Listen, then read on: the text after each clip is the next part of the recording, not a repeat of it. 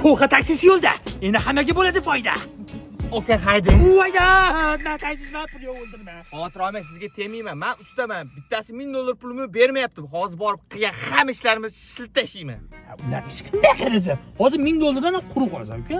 Nima qilay unda? To'g'ri kiyim bilan birga ekansan, ham muammoing hal bo'ladi. Qo'yga toping.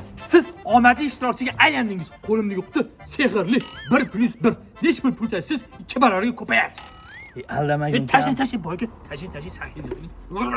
Mana 2 barobar ko'payadi. Yo'q. Boyga endi ishonmasa kattaroq pul soling-di. Voy $100.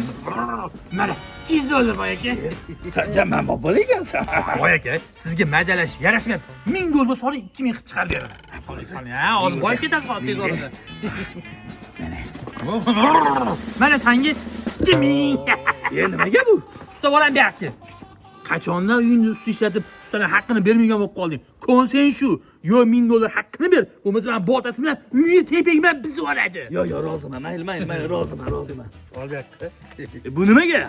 Bu meni xizmat haqqim. Ha, uyni saqlab qoldim-ku. To'q aka, rahmat. Nechmi beray sizga? Usta bolam, puling kerak emas. Nima qilay unda? 5 yulduz bosib qo'ysak bo'ldi.